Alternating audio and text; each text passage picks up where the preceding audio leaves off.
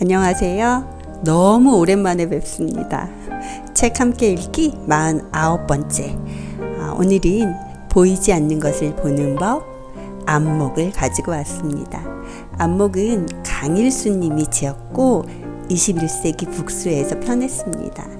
강일수님은 국제 코치연맹 및 한국 코치협회 전문 코치고 코칭 전문 회사 두디스의 대표예요. 그리고 개인과 조직의 행복한 성공을 돕는 코칭 파트너라는 슬로건 아래서 일반인 또 기업인을 대상으로 하는 라이프 비즈니스 코칭 전문 회사를 운영하고 있습니다. 그런 코칭 스킬을 기반으로 고객의 관심과 관점을 전환하고 창의적인 관찰을 할 수 있도록 돕고 있다라고 소개에 나와 있는데, 저는 사실은 이런 자기계발서 같은 책을 그렇게 선호하지 않았었거든요.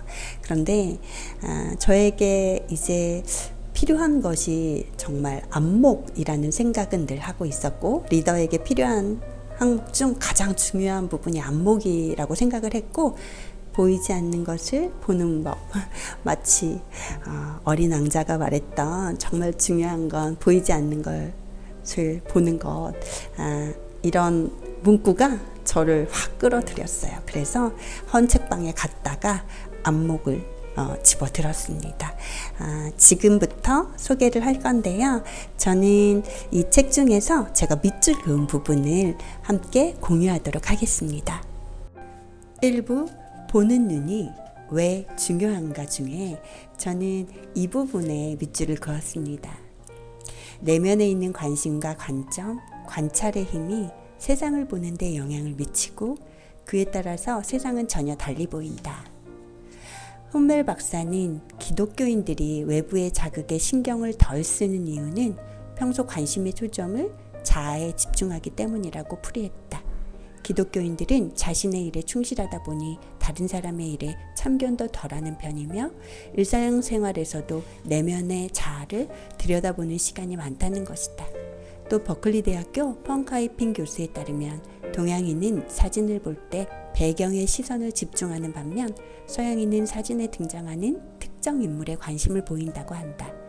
이와 같이 개인이나 집단에 따라서 세상을 다르게 바라보는 이유는 관심이 다르기 때문이다. 관심을 관리하는 것은 곧 삶과 경영의 뿌리를 관리하는 것이다. 지속적이고도 의도적인 관심을 삶 속에서 기울여야 한다. 첫째는 자신이다. 자신의 존재에 관심을 기울여야 한다. 나는 어떤 존재인가에 관심을 기울이고 자신을 먼저 알아가는 것이 중요하다. 둘째는 주변이다. 자신과 관계를 맺고 있는 주변 사람들에게 관심을 기울여야 한다. 그들은 어떤 존재인가, 그들은 어떻게 느끼고 생각하는가에 관심을 기울이며 그들을 알아가야 한다. 셋째는 목표다. 자기 내면에서 동기를 부여한 목표를 설정해야 한다. 자신과 주변 사람들을 위해 무엇을 어떻게 할 것인가에 관심을 기울이며 남다른 방법과 전략을 찾아내야 한다. 행복과 성공은 무엇을 보느냐에 달렸다. 자동차 사고로 하반신이 마비된 과학자 미첼은 이렇게 말했다. 하반신 마비가 되기 전 내가 할 수 있었던 일은 1만 가지였다. 그러나 이제 내가 할 수 있는 일은 9천 가지다. 나는 잃어버린 1천 가지를 후회하며 살 수도 있고 아니면 아직도 가능한 9천 가지를 하면서 살 수도 있다. 사람의 행복 지수는 무엇을 보느냐에 달렸다. 없는 것을 보면 불행하지만 있는 것을 보면 행복하다. 나쁜 면을 보면 불행하지만 좋은 면을 보면 행복하다. 비전을 이루기 위해선 먼저 관심을 새롭게 변화시켜야 한다. 특히 다음 3가지에 관심을 기울여야 한다. 첫째, 일의 본질에 관심을 기울여야 한다. 자신이 몸담고 있는 조직이 고객에게 어떤 행복을 선사하는지, 즉 조직이 존재하는 본질적인 목적이 무엇인지를 명확히 재인식해야 한다. 둘째, 새로운 가치를 창출하는 데 관심을 기울여야 한다. 고객에게 행복을 선사한다는 조직의 본질에 충실해진다면 어떤 새로운 가치를 창출할 수 있는지 재인식해야 한다. 셋째, 해야 할 일에 관심을 기울여야 한다. 조직이 새로운 가치를 창출하려면 자기가 무엇을 해야 하는지, 자기가 할 수 있는 일이 무엇인지를 재인식해야 한다. 이 부분이 제가 뭘 해야 하는지를 다시 한번 다잡을 수 있게 하는 내용입니다. 관점이 다르면 서로 다른 것을 본다라는 내용에서는 월마트의 전 사장인 돈 서더키스트, 그가 신규 매장을 오픈하기 전에 샘 월튼과 함께 경쟁 업체를 방문합니다. 그들이 둘러본 매장은 형편없었습니다. 손님이라고는 한 명도 없었고, 매장에는 고객들의 쇼핑을 도와줄 직원도 없었고, 통로는 물건과 텅 빈 선반과 먼지로 가득합니다. 그때 월튼이 이 서더커스에게 물었다. 어떻게 생각해, 돈? 샘, 이곳은 평생 처음 보는 아주 형편없는 매장이야. 통로를 보았나? 돈, 자네 팬티 스타킹 선반을 보았나? 아니, 못 봤어. 그것은 내가 지금까지 본 가장 훌륭한 팬티 스타킹 선반이었어. 선반을 당겨서 뒤를 보니 제작자의 이름이 적혀 있더군. 그 제작자들에게 전화를 걸어 한번 만나보게. 난 그 선반을 우리 매장에 들여놓고 싶어. 자네 화장품 진열대는 보았나? 아니, 이곳은 3m나 되더군. 우리 매장에 화장품 진열대는 1m밖에 되지 않는데 말이야. 우리가 완전히 잘못 생각하고 있어. 거기에도 이름이 있더군. 제작자를 한번 부르게. 우리 화장품 코너를 확장할 필요가 있어. 같은 장소를 방문했지만 월튼과 소더크스트가 본 것은 서로 달랐다. 바라보는 관점이 달랐기 때문이다. 한 사람은 평가의 관점에서 바라보아 상대 매장을 폄하했고, 한 사람은 인식의 관점에서 바라보아 상대방 매장에서 배울 점을 발견했다. 이처럼 어떤 관점에서 바라보느냐에 따라 그 사람이 관찰하는 것은 완전히 달라진다. 지혜로운 사람은 때와 장소에 맞는 가장 적절한 관점으로 관찰한다. 그리고 객관적인 관점이 필요하다고 얘기하는데, 주관적인 견해에서 벗어나 객관적으로 바라보라. 부정적이든 긍정적이든 감정에 휩싸인 상태에서는 중요한 의사결정을 보류하는 것이 좋다. 충분히 생각해보고 마음의 평정을 회복한 상태에서 객관적인 해석을 바탕으로 판단하고 결정하는 것이 바람직하다. 이렇게 1장 안목에서는 관찰자의 관점과 능동적인 역할이 세상을 바라보는 이런 것에서 가장 중요하다라고 말을 하고 있습니다. 그리고 현실 인식을 왜곡하는 내부 요소를 제거하라 부분은 관찰자의 내면에 현실 인식 왜곡하는 요소가 있으면 현실을 올바르게 인식할 수 없다. 그래서 어떻게 해야 되냐면, 첫째, 과거의 부정적인 사건을 다시 바라봐야 한다. 자신의 아픈 경험이나 상처를 치유하고 부정적인 상처에서 벗어나야 한다. 상처를 극복하는 방법 중 가장 쉽고 효과적인 방법은 그 사건에서 교훈을 찾아내는 것이다. 실수와 실패를 통해서 배우는 그것을 자기의만의 값진 자산으로 삼아야 한다. 그리고 둘째, 상식을 검증해야 한다. 저는 이 부분이 굉장히 중요하다고 여겨지는데, 상식을 검증해야 하고 자신이 알고 있는 상식과 통념을 검증해보라. 사실을 있는 그대로 보는 관점에서 다시 한번 생각해보고 잘못된 상식과 통념은 과감하게 정리하라. 그리고 올바른 지식과 지혜로 바꿔가야 한다. 셋째, 신념을 재검토해봐야 한다. 자기 내면에 있는 비합리적인 신념과 폭넓은 사고를 방해하는 신념을 합리적으로 개선하라. 자신의 행동의 환경에 위축되지 않고 어떠한 환경에서도 능동적이고 적극적으로 행동할 수 있도록 주도적인 패러다임으로 전환하라라고 말하고 있습니다. 전문가는 안목이 남다르다 부분에서는 장도 장을 담그는 원료와 공정, 온도, 환경에 따라서 그 맛이 천차만별이다. 전문가란 그 미세한 차이를 아는 사람이다. 품질의 다름과 나음을 잘한다. 이렇게 전문가를 정의하고 있고, 전문가일까라는 제 스스로의 고민을 해봤습니다. 그리고 모든 일의 첫 단추는 관찰이다 부분은 성공 비결은 전력이 아니라 전략에 있다라고 말하면서 거스 히딩크 감독이 한국에 와서 맨 처음 한 일은 바로 관찰이었다 라고 말하면서 관찰의 중요성을 또 현대카드 시장을 디자인할 때 이렇게 얘기를 합니다. 이처럼 성공적인 경영 전략을 세우기 위한 첫 단계는 바로 관찰인데, 이노디자인의 김영세 대표는 하나의 디자인을 만들기 위해 관찰, 이해, 예측, 형상화, 커뮤니케이션, 실행의 6단계를 거친다고 설명한다. 그리고 관찰은 생존 전략의 핵심이다 라고 말하고 있고, 관찰 도구의 개발은 가치를 혁신하는 촉매제다 라면서 관찰의 중요성, 안목의 가장 중요 부분 첫 번째 관찰을 들면서 1부 마무리가 됩니다. 2부 무엇을 볼 것인가 부분입니다. 무엇을 볼 것인가에서는 안목을 갖기 위해서 자신을 온전히 들여다보라. 그러면서 자신의 존재 법칙에 충실하는 것이야말로 인생에서 가장 용기 있는 행동이다라고 말한 카를 융의 말을 제일 먼저 썼습니다. 그리고 자신에 대한 인식이 삶의 방향과 가치를 결정한다 라면서 설명을 하고 있고, 자존감, 자신감, 자존심의 차이 여러분들도 아실 텐데 자존감과 자신감이 성공의 미천이다. 그리고 잘못된 신념을 제거하라가 여기에서도 또 나오고 있습니다. 잘못된 신념을 합리적이고 긍정적인 신념으로 개선해야 된다. 그리고 또 중요한 것, 과거의 실패에서 교훈을 찾아내라 라고 쓰고 있고, 소중히 여기는 가치와 행동 원칙을 인식하라. 이 부분에서 가치를 정의 내리고 있는데, 가치란 삶에서 우리가 끌어당기거나 거부하는 것을 말한다. 가치는 사람의 내면 깊은 곳에 자리 잡고 있으면서 생활의 기초를 형성한다. 사람들은 가치에 맞는 방식으로 일하고 선택하고 사랑한다. 가치는 삶에서 무엇이 중요하고 소중한지를 판단하는 기준이 된다. 이러한 가치가 삶을 자극하는 진정한 원동력이다 라고 말하고 있습니다. 그리고 핵심 가치와 원칙은 성공의 열쇠다. 그 부분에서는 개인이든 조직이든 소중히 여기는 가치와 원칙을 찾기 위해서는 다음 3가지를 생각해 보는 것이 좋다. 첫째, 되고 싶은 것이다. 어떤 사람이 되고 싶은가? 인생을 마치는 순간 어떤 사람으로 기억되고 싶은지를 생각해 보라. 둘째, 하고 싶은 것이다. 어떤 일을 하고 싶은가? 인생을 통해 성취하고 싶은 것을 생각해 보라. 셋째, 갖고 싶은 것이다. 무엇을 갖고 싶은가? 인생을 통해 후손들에게 남기고 싶은 유산을 생각해 보라.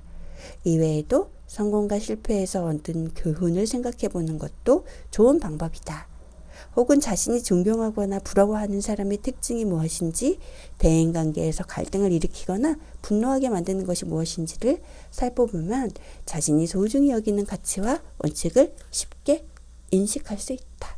그리고 자신의 강점을 발견하라. 그 부분에서는 위대한 나의 발견 강점 혁명의 저자 마커스 버킹엄은 강점을 발견하기 위해 다음과 같은 방법을 권장한다. 첫째, 무의식적인 반응을 관찰하라. 둘째, 동경하는 대상을 파악하라. 셋째, 학습 속도와 만족감을 측정하라. 학습 속도가 유난히 빠른 분야를 보면 재능을 알 수 있다. 그리고 어떤 활동을 할 때 기분이 좋아진다면 자신의 재능을 사용하고 있을 가능성이 높다라고 말하고 있습니다. 그리고 자신의 역할을 인식하라. 탈무드에는 다음과 같은 이야기가 나온다. 몸은 하나인데 머리가 둘이 나기가 태어났다. 그래서 이 아이를 하나로 볼 것인지 둘로 볼 것인지를 두고 논란이 벌어졌다. 애를 판단해 줄 것을 요청받은 랍비는 한동안 생각하다가 막대기를 가져오라고 하여 한쪽 머리를 세게 때렸다. 맞은 머리가 아야 하며 울음을 터뜨렸다. 그러나 다른 머리는 희죽희죽 웃었다. 그제야 랍비는 이 아이는 둘이라고 판단을 내렸다. 세상에서 제일 나쁜 사람은 나쁜인 사람이라는 말도 있다. 독일의 사상가 마틴 부버는 나와 너의 관계를 이야기하고 너라고 부르는 타자와의 만남과 응답을 통해 나는 비로소 진정한 자기가 된다라고 주장했다. 사람은 다른 사람과의 관계를 맺으며 특별한 목적을 발견하고 성취해가는 존재다. 그 관계가 목적으로 인해서 다른 사람은 더 이상 남이 아니라 또 다른 나가 된다. 그렇게 우리가 사랑으로 맺어진 관계임을 깨달을 때 비로소 그 안에서 진정한 나를 알게 된다. 다시 말하면 조직과 공동체 안에서 나를 발견하고 나의 존재 의도와 역할을 알게 되는 것이다 라고 말합니다. 역할을 인식하면 시선은 자연스럽게 외부로 향한다. 자신의 역할과 가치를 제대로 생각하고 정확히 인식하기만 해도 사고방식에 큰 변화를 줄 수 있다. 오직 올바른 인식만이 자신을 인생의 운전석에 앉게 해준다. 상대의 부족한 점과 약점은 곧 자신의 존재하는 이유임을 인식하기 때문이다. 이렇게 말하고 있고, 치유 부분에서 치유의 바퀴는 나를 중심으로 보살피는 것, 또 느끼는 것, 관계를 맺는 것, 존중하는 것, 이 네 가지가 주변에서 순환하는 그림인데, 중심에 나와 불을 넣음으로써 자기를 돌보는 일이 가장 중요하다는 점을 강조한다. 이것은 임상심리학자인 스티븐 스타인 박사가 캐나다 북부 지역 원주민인 크리족의 원시문화에서 시작된 치유의 바퀴가 감성 지능의 현대적 개념과 맥을 같이 한다는 것이라는 것을 소개하는 건데요. 이 부분에서 자기 돌봄에 힘이 없는 사람은 남도 돌보지 못한다. 이렇게 말하고 있고, 자신을 돌보는 것이 사회적 책임을 다하는 시작이다. 더 나아가 남을 돌보는 것이 곧 자신을 돌보는 일이다. 자신의 역할을 정확하게 인식하는 구체적인 방법은 다음과 같다. 첫째, 자신의 역할을 모두 정리해보라. 직장, 가정, 사회, 즉 삶의 모든 영역에서 자신이 맡은 역할을 한눈에 볼 수 있도록 방사형 그래프로 정리해보고 만족하는 정도를 점수로 평가해보라. 둘째, 포기할 것과 새롭게 할 것을 생각해보라. 그 중에서 짐을 가볍게 하기 위해 포기해야 할 역할은 무엇이고 새롭게 맡고 싶은 역할은 무엇인지 정리해보라. 셋째, 핵심 역할의 모델을 결정하라. 자신이 가장 집중해야 할 핵심 역할은 무엇인가? 그 역할의 모델은 누구인가? 자신이 닮고자 하는 대상이 누구인가를 생각해보고 역할 모델로 설정하라 라고 얘기하고 있습니다. 주변을 살펴보라 부분에서는 톨스토이의 이야기가 처음에 써 있는데, 사람들은 사랑으로 살고 있다. 그러나 자기를 사랑하는 것은 죽음의 시초이며 신과 만인을 사랑하는 것은 삶의 시초다. 이렇게 말하고 글이 시작됩니다. 자신의 존재 목적을 인식하라 부분에서는 모든 사람에게는 무언가를 바라는 건강한 욕구가 있다. 그런데 그 욕구 중에서 가장 가치 있고 성숙한 욕구는 기여하기를 바라는 욕구다. 남에게 기여하는 부분입니다. 사람들은 이것을 사랑이라 표현한다. 사람은 언제나 무엇인가를 줄 수 있는 존재고 기여하는 존재다. 물질적인 것 외에도 줄 수 있는 것이 많다. 함께 해주고 들어주고 웃어주고 믿어주고 격려해주고 위로해주고 칭찬해주고 자신의 강점과 재능을 나누어 줄 수 있다. 아무 능력이 없는 갓 태어난 아이조차 부모에게 기쁨을 준다. 그런데 기여하지 못하고 받으려고만 할 때 관계는 깨지고 고립된다. 자신의 궁극적인 존재 목적을 상실하고 수단이 목적으로 변질될 때 인생의 비극이 시작된다. 존재 목적을 위해 쓸 때 진정한 기쁨을 느낀다. 성공하는 리더는 자신의 존재 목적을 분명하게 인식하고 있다. 나는 누구인지 혹은 우리는 누구인지를 명확히 인식하고 그것을 바탕으로 누구를 위해 무엇을 해야 하겠다는 분명한 비전과 사명을 제시한다. 행복하고 성공하는 삶을 위해서는 다음과 같은 것들을 분명히 인식해야 한다. 첫째, 자신이 기여하는 존재라는 사실이다. 자신이 기여하는 존재임을 자각해야 한다. 존재함으로써 기여하고 있고 사랑함으로써 기여하고 있다. 지금 이 순간에도 기여하고 있고 앞으로도 더 크게 기여할 수 있다. 이 같은 사실을 인식하고 자존감과 자신감을 가져야 한다. 둘째는 자기 정체성이다. 자기 정체성과 자신이 소중히 여기는 가치와 행동 원칙을 인식함으로써 자신을 더욱 자기답게 갖고 가야 한다. 셋째는 자신의 존재 목적이다. 누구를 위해 무엇을 하겠다는 분명한 비전과 사명감을 인식해야 한다. 그리고 어떻게 하면 그러한 사명을 지속적으로 달성할 수 있을지, 어떻게 하면 그 영향력을 더 크게 확대할 수 있을지 구체적인 목표와 전략을 찾아내 발전시켜야 한다. 함께 상생할 길을 찾아내라. 옛날 우리 조상들은 농사를 지을 때 콩을 3알씩 심었다. 하나는 땅속의 벌레 몫이고 하나는 새의 몫이고 나머지 하나가 사람의 몫이라고 생각했기 때문이다. 벌레와 새와 사람을 자연 속에서 함께 공존하며 살아야 할 동반자로 본 조상들의 공동체 의식은 사람 중심의 공동체 의식보다 그 범위가 훨씬 넓었다. 큰 사람이란 공동체 의식이 큰 사람이다. 많은 사람의 아픔을 짊어지고 가는 사람이 큰 사람이다. 상대의 아픔을 나의 아픔으로 느낄 때 상대의 기쁨이 나의 기쁨이 된다. 그런 사람이야말로 강요된 희생이 아니라 자발적 희생으로, 불편한 헌신이 아니라 즐거운 헌신으로 사랑의 공동체를 이루어간다. 사랑으로 맺어진 공동체 안에서는 나는 곧 당신이기 때문에 나보다 우리를 먼저 생각하게 된다. 하나의 인격체와 같이 생각과 감정, 의지를 서로 공유하고 협력하는 완벽한 협동 관계를 이룬다. 그러므로 조직의 모든 구성원은 자신의 가치와 원칙을 소중히 여기는 만큼 조직이 추구하는 가치와 원칙도 소중히 여겨야 한다. 그리고 함께 상생할 길을 모색해야 한다. 그리고 고객에게 집중하면 상생의 길이 보인다 부분에서는 국가든 기업이든 조직 구성원들의 존재 목적은 고객이다. 이렇게 말하면서 개인과 조직 공동체가 더불어 상생할 길을 찾아내기 위해서는 첫째, 고객에게 집중해야 한다. 자신과 조직의 존재 목적을 명확히 인식하고 자신의 내부 고객은 누구며 궁극적으로 기여하고자 하는 고객은 누구인지 분명하게 인식해야 한다. 최고 경영자의 관점에서 자신과 조직을 바라보고 고객에게 집중해라. 그리고 둘째, 파트너 의식을 회복해야 한다. 조직 내 갈등은 가치의 충돌에서 비롯되고 조직의 분열은 협력 대상을 경쟁 대상으로 착각할 때 발생한다. 파트너 의식을 회복하고 상대가 소중히 여기는 가치와 상대의 관점, 자신과 상대의 차이점을 존중하라.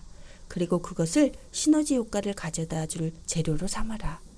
자신은 누구에게 무엇을 의존하고 있으며 누구와 어떻게 협력해야 하는지, 자신이 책임져야 하는 것은 무엇인지를 먼저 분명하게 인식해야 한다. 셋째, 시너지 효과를 극대화해야 한다. 사랑받는 비결은 먼저 사랑하고 더 사랑하는 것이다. 개인과 조직이 고객과 상생할 길은 고객이 원하는 것보다 더 큰 가치를 주는 것이다. 더 큰 가치를 만들어내기 위해서는 조직 구성원들이 장의적으로 협력하여 시너지 효과를 극대화해야 한다. 너무 중요한 말이네요. 사랑받는 비결은 먼저 사랑하고 더 사랑하는 것. 공동체의 미래 모습을 바라보라와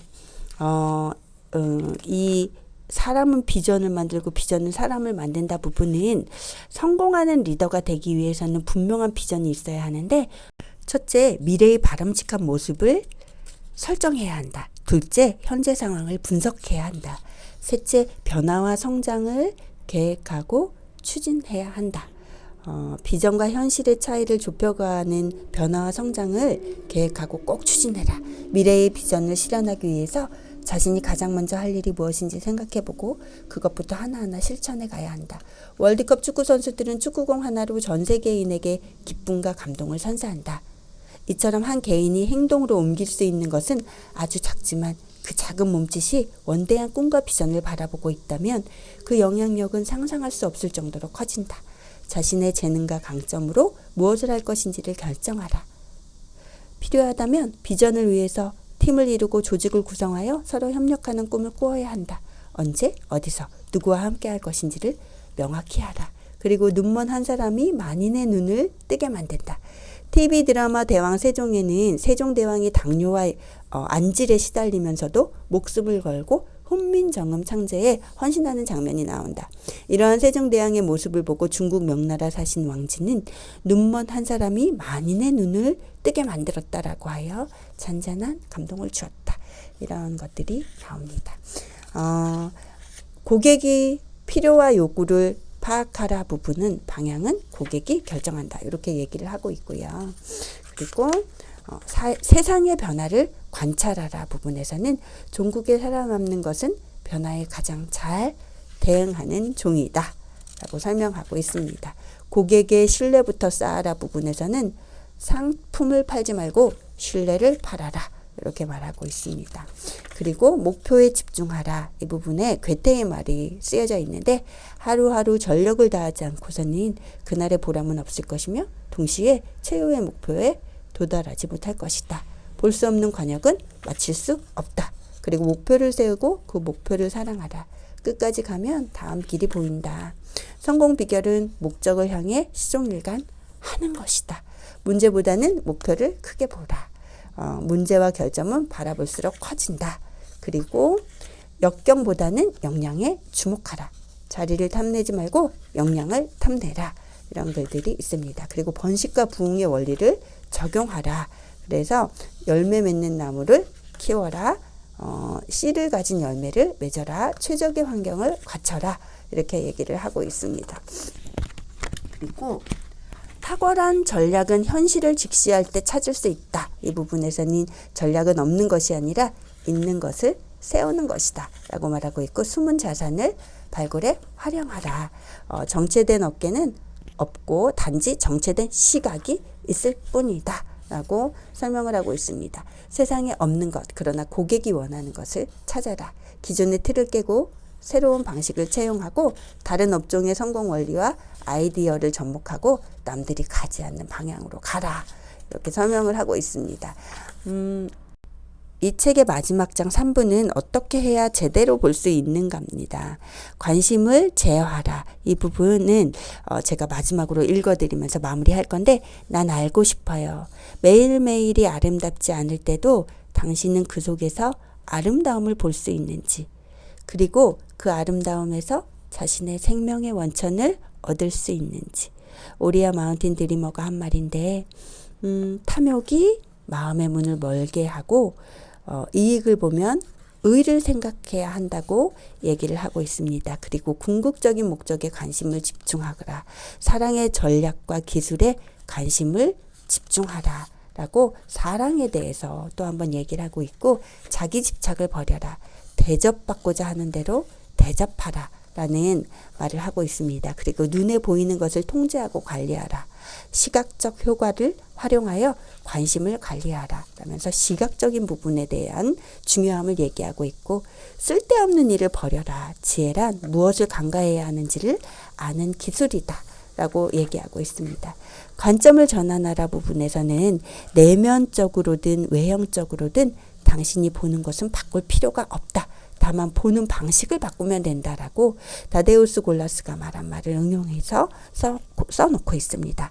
다양한 관점에서 바라보는 능력을 키워야 하고 인지상정을 무시하지 마라라고 얘기를 하고 있습니다. 그리고 목적을 고려한 관점에서 바라보라라고 얘기를 하면서 우리가 이 바람직한 초심에는 분명한 목적과 원칙이 있었다라는 부분을 짚어주고 있습니다.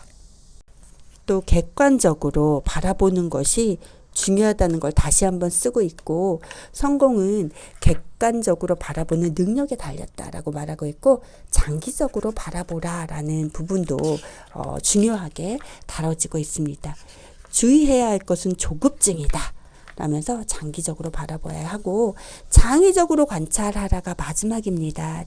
진정한 창조자는 가장 평범하고 비루한 것들에서도 주목할 만한 가치를 찾아낸다 라고 다데우스 골라스의 말이 응용되어 있습니다. 눈으로 보고 경험한 것이 최고의 값진 자산이다. 그리고 일에 대한 안목과 통찰력을 키워라. 그리고 가치를 인식하고 분별하는 눈을 키워라. 이 부분에서는 기러기만 쳐다보면 죽기 살기로 지저대는 떠돌이 개가 동네 주민에게는 귀찮은 존재였지만 비행장에 보내져 기러기 쫓는 일에 크게 기여해 300만 달러나 드는 일을 대신했다고 한다. 세상에 무가치한 것은 없다. 다만 사람이 그 가치를 모를 뿐이다. 흔하고 보잘것없어 보이는 것들이 사실은 매우 귀한 것일 수도 있다. 중요한 것은 그 가치를 알아보는 눈이며 그 가치를 극대화하는 용도를 알아내는 것이다. 생명의 가치와 정신적 가치에 집중하라 부분은 신경정신과 교수인 빅터 프랭클에 따른 그 말을 응용합니다. 인생에는 3가지 중심적 가치가 있다고 한다. 창조적이고 생산적인 활동을 하면서 인식하는 창조적 가치, 자연이나 예술세계에 몰입함으로써 느끼는 경험적 가치, 가장 음울하고 절망적인 상황에서 의미를 발견하는 태도적 가치가 그것이다. 이러한 정신적 가치는 물질적 가치보다 소중한 것이다. 삶과 경영의 비극은 가치관의 혼돈에서 비롯된다. 물질적 가치에 사로잡혀 정신적 가치를 잊고 있거나 정신적 가치가 물질적 가치에 굴복할 때 가치관의 혼란이 일어난다.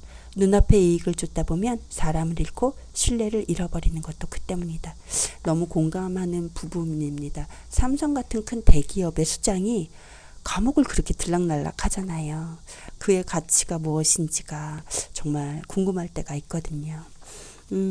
다음은 감각적 민감성과 직관을 활용하라. 소통에는 비언어적인 요소가 훨씬 중요하다.